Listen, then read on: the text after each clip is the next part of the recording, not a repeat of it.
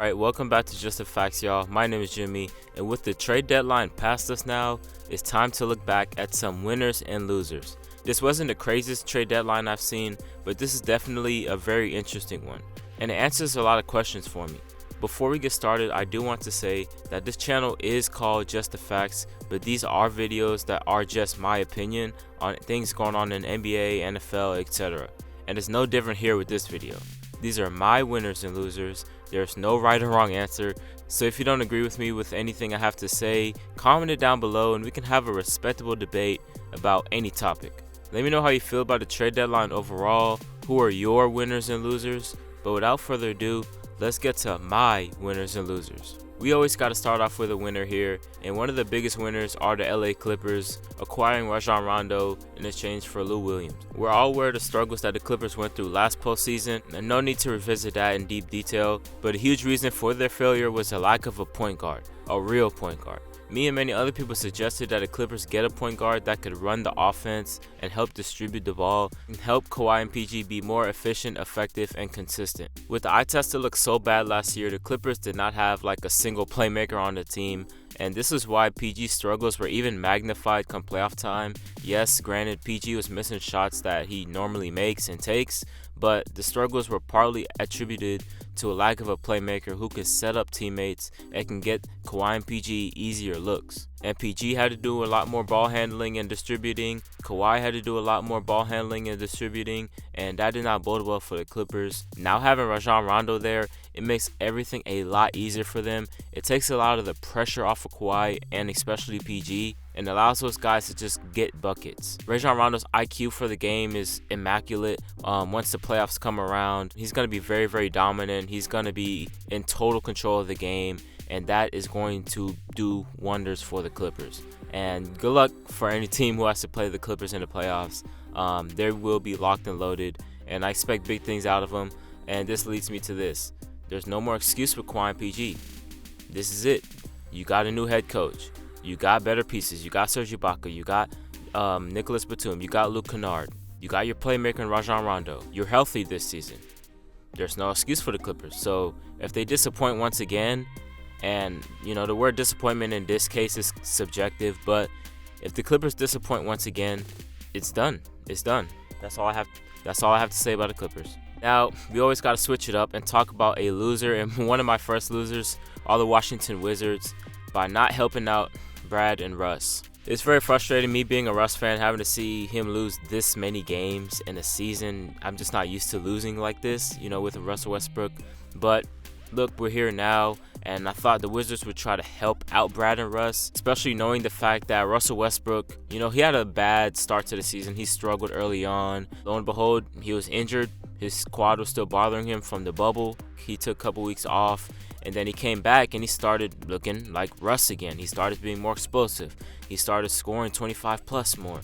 He started to blow by guys even more. He started to dunk even more. And Russ has proven to us that he still has a lot of game left. And I got this stat right here. Since that Western road trip that the Wizards won like 5-6 games in a row, beginning on February 20th, Russ has been averaging 24 points, 11 assists, and 10 rebounds per game on 46% shooting from the field. So, Russ looks like Russ once again. And Brad, I don't even have to say too much about him. He's the leading scorer in the league. He's an elite scorer. So why aren't the Wizards helping this team out? One, let's talk about Scott Brooks. He's horrible, probably the worst coach in the league. He's bad. And just overall not putting these guys in the right position to succeed. Danny Avdija has almost damn near falling out of the rotation. There's a couple games where he's only played like 5 minutes in a game or 7 minutes in a game, and he doesn't even get a shot up. He just passes the ball. He looks lost out there, and Scott Brooks is not doing a good job of utilizing Denny or Rui or any of the other guys not named Bradley Beal or Russell Westbrook. But it's not all Scott Brooks' fault. The roster is not greatly constructed whatsoever. I think the Wizards could have went out for Andre Drummond. I think they could have went out for Vucevic. I think they could have went out for Miles Turner or another big that could help out Brad and Russ, because I think the big was the missing piece for this team. but unfortunately, they're going to have to ride out with what they got. If the Wizards want to keep Bradley Beal, they have to make trades like this. They have to sacrifice the potential of Rui Hachimura, the potential of Deni Avdija in order to keep Bradley Beal. I think Bradley Beal's time is ticking even more. Yes, he says he wants to be in Washington, but at any second, you know how the NBA is. At any second, a guy can change their mind just like that. And an underrated winner for me in my eyes were the Orlando Magic. Now, you can look at any other team in NBA history and say that why would trading your 3 best players or 3 of your 4 best players or whatever the case may be, why would trading 3 top players on your team turn out to be a W? But it is for the Orlando Magic because they've been middling around the 7th, 8th, 9th, 10th, 11th, 12th seed in the Eastern Conference forever now. Pretty much since Dwight has left Orlando, the Magic haven't recovered. They haven't really made a significant push. Yes, they made the playoffs a couple years in a row. They're a really good defensive team. That's all you're going to get out of the Orlando Magic. That's all you're going to get with that roster. They weren't utilizing Vucevic. Gordon didn't develop the way that we all thought he could have. Fournier was okay. And the rest of the team is like, meh. For Vucevic, they got 2 firsts and Wendell.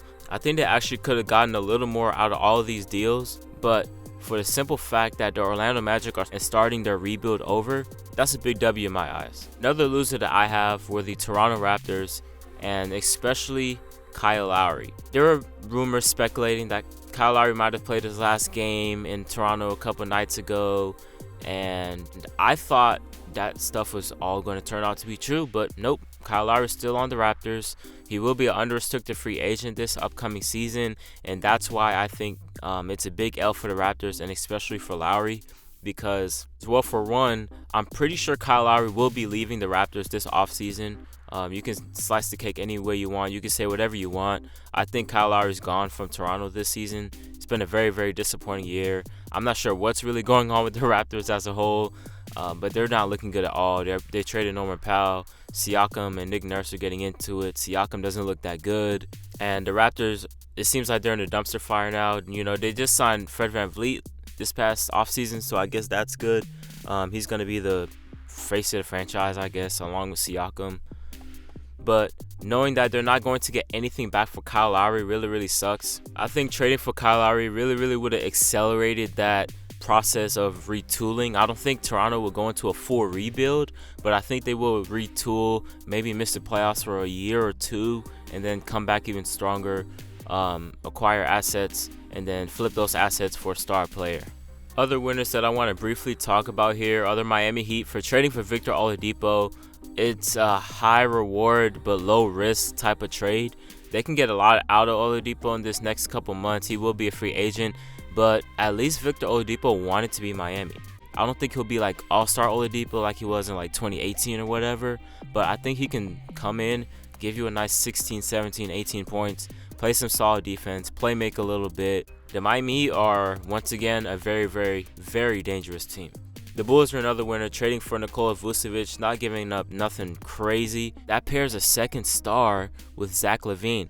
So that entices Zach LaVine to want to stay in Chicago, and that just makes them overall better team as of right now. He's like Zach LaVine and Vucevic. Like, that offense is going to be really, really good. That dynamic duo is going to be really, really good. Let's look at some more losers here. I want to talk about the Celtics. They did trade for Evan Fournier. That's cool and all, but they were actually very, very close to pulling off the Nikola Vucevic trade. And a lot of Celtics fans on Twitter were not happy seeing that they were so close to getting Vucevic and that they ended up with a guy like Fournier. I think the Celtics really, really wanted a big man. I think they really, really needed another big man. A guy that can play well off of Jaylen Brown and Jason Tatum, pick and rolls, pick and pops. Can open up the floor for those guys. Vucevic was the guy that could do all of those things, and that would have been huge for the Celtics. Now, with that being said, let me know who your winners and losers were of this NBA trade deadline. It wasn't the craziest trade deadline by any means, but it was a pretty interesting one, to say the least. But let me know who you have, winners and losers of the trade deadline. This is Jimmy from Just the Facts, and I'm signing out. Peace.